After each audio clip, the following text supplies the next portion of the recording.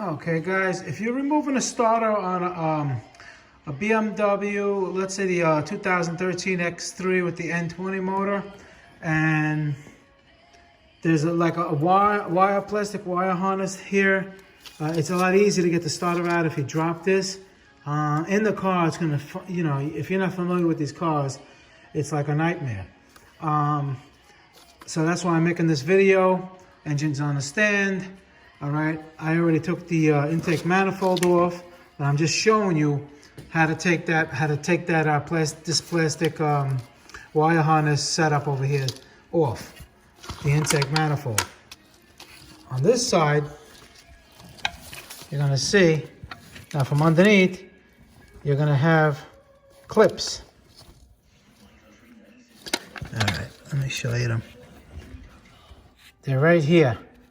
Clip here and a clip here that have to be moved out of the way, right? So it can slide down. In other words, there's a little prong right there, and you push it this way, and it relieves it. Now I'm going to take it off and show you what it looks like.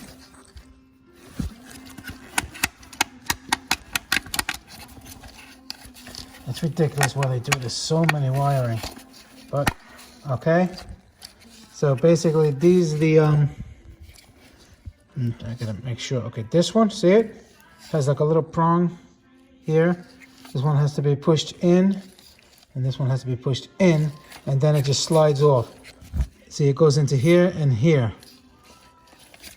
All right? And this thing just slides right out. And this way you can move it down and have enough room. Granted, you're gonna have the intake manifold there, but you have more room to take the wires off and everything. Okay, so your intake manifold is here. All right, and it's right here. And like to work around, I mean, it's extremely hard inside the car, but if you can take it down, like I just showed you, move it out of the way and bend it down, okay, you can still get your wires.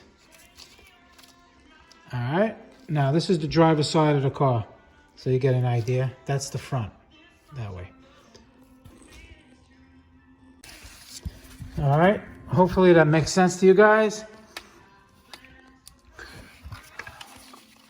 All right, I'll see you in the next video. Motor Car Nut, please subscribe, hit the like button. Thanks guys for watching.